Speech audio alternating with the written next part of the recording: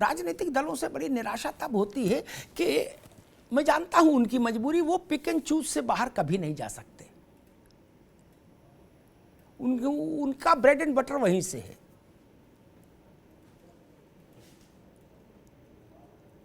हम राज्य राज्य में भेद करेंगे, हम इलाके इलाके में भेद करेंगे, हम शोक व्यक्त करने के शब्दों का चयन इसी भेदकारी नीति के आधार पर तय करेंगे, अपनी यात्राएं इसी भेदकारी नीति पर करेंगे। क्या संदेश देंगे? सारी जिम्मेदारी पुलिस की लगा दूं?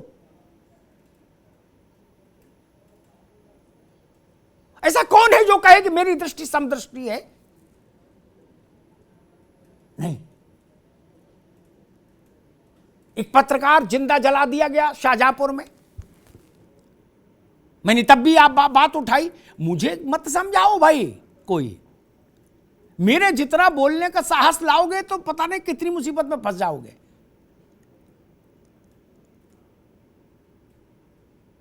मैं तो बोल सकता हूं, और नहीं तो अपनी अपनी पार्टियों के नेताओं से पूछो कि मैं बोल सकता हूं कि नहीं। आप लोग तो छोटे कार्यकर्ता हो, उनसे पूछिए जाके कि मैं क्या बोल सकता हूं। लेकिन आप नहीं बोल सकते। आप नहीं कह सकते कि राममूर्ति ने जिंदा फूंक दिया पत्रकार कमरे ताला लगा के, कुंडी लगा के। नहीं कह सकते ना। मैं कह सकता हूं कि गायत्री को जेल भेजो, आप नहीं बोल पाओगे, आप नहीं बोल पाओगे। और जब आप गायत्री पर नहीं बोल पाओगे तो सेंगर पर आपका बोलना ही बेकार हो जाता है। वही किसी बात करते, अरे अपना तो दामन सब लोग साफ कर लो भाई। सही को सही कहने की हैसियत में हो,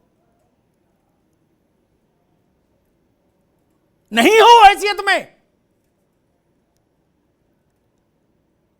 और हमको बता रहे, अरे हम तो आपके नेता जब मुख्यमंत्री थे तो उनकी मौजूदगी में उनके मंच पर यही बातें बोल दिए थे। उसके बाद उनका भाषण हुआ था मेरे बाद। आप हमको समझा रहे हैं? अपनी स्थिति तो देखो भाई। अखिलेश यादव मुख्यमंत्री थे, पता नहीं ताहिरा जी उस फंक्शन में थी कि नहीं थी लखनऊ में, तब मैंने कहा था उनसे,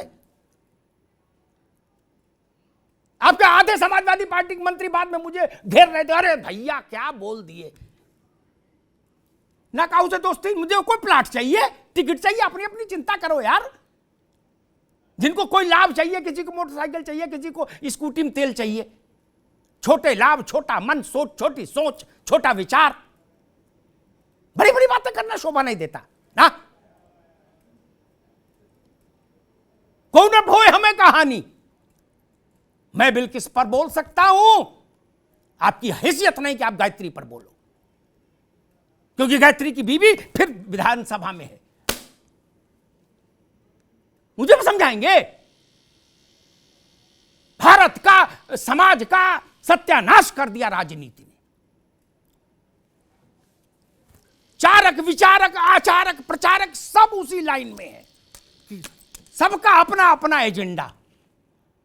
सच को सच कहने का साहस नहीं। बदायूं पर दूसरा स्वर, निघासन पर दूसरा स्वर, फर्रुखाबाद पर तीसरा स्वर, जवाहर बाग पर चौथा स्वर। ऐसे ऐसे काम करेंगे? मेरा स्वर हमेशा एक रहा है। जो ना समझ है वो अपनी समझ बढ़ाएं, वो अपनी समझ बढ़ाएं। मेरा स्वर हमेशा एक रहा, आज नहीं। यानी कितने मुख्यमंत्री मैंने देखे, कितने प्रधानमंत्री देखे अपने 35 साल के जीवन में। इसलिए अपना ज्ञान बढ़ाइए, वो ज्यादा ठीक है। और महिलाओं के प्रति होने वाले अपराधों में तब तक मुझे लगता है बहुत प्रामाणिकता के साथ हम कुछ अचीव नहीं कर पाएंगे जब तक ये तंत्र पूरा सुव्यवस्थित नहीं हो जो सजा कराता है अपराधी को। अपराधी को पकड़ना एक चीज है, मैं पुलिस का आदमी नहीं, लेकिन जितना मैं समझता हूं छोटा मोटा, अपराधी को पकड़ना एक चैप्टर है। तायरा जी, ये एक भूमिका समाप्त हो जाती है, उसके तुरंत बाद दूसरी बड़ी लड़ाई शुरू होती है, अपराधी को सजा दिलाना। वो पकड़ने से बड़ी लड़ाई है, गंभीर लड़ाई है।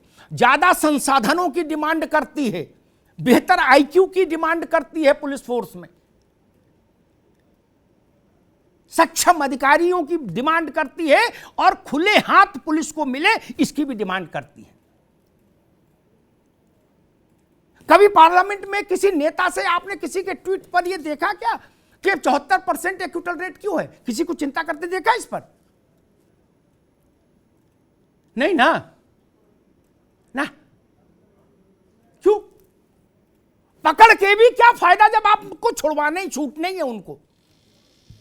बताइए, कभी किसी को, बड़े बड़ों को शर्मिंदगी होते आपने देखी कहीं? ये जैन साहब ने देखी हो कभी कोई इस पर मुख्यमंत्री ने कि इनके कार्यकाल में कभी बैठक बुलाई हो किसी ने और कहा हो कि भाई एक्यूटल नहीं ना, हमको कम से कम 50% तो कन्विक्शन चाहिए? नहीं ना। जब नहीं तो ढोल क्यों बजा रहे हो सब लोग? 74 का मतलब हो गया 26% ही अपराधी सजा पाएंगे। अब वो किसी भी कारण से छूट आए, कारण का क्या करें बताइए?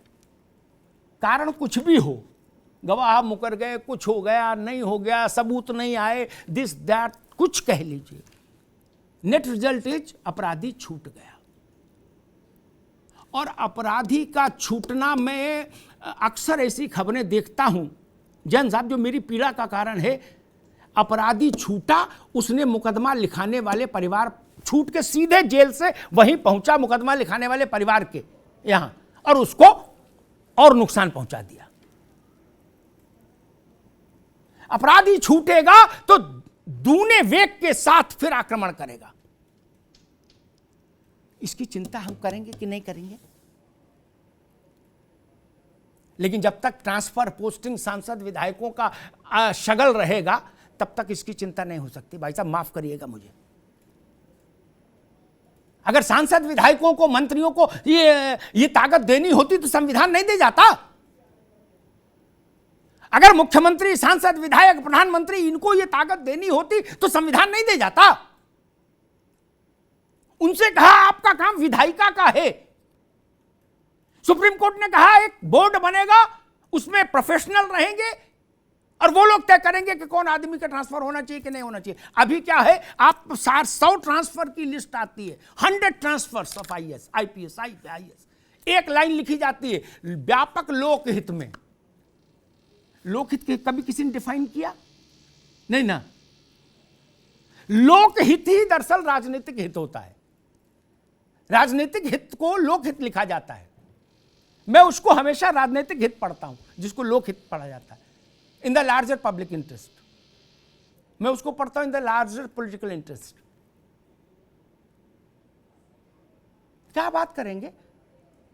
वैसे केरल की सरकार और बंगाल की सरकार में अलगाव, मतभेद होगा, बिहार और यूपी की सरकार में मतभेद होगा राजनीतिक, लेकिन पुलिस को नियंत्रण में कैसे रखा जाए, इस पर पूरे देश में हर छोटे से छोटा, छुटभैये से छुटभैया नेता, जो बिल्कुल छोटा नेता है, मोहल्ला छाप, वो भी एक है कि थाने में तो मेरी चलनी चाहिए।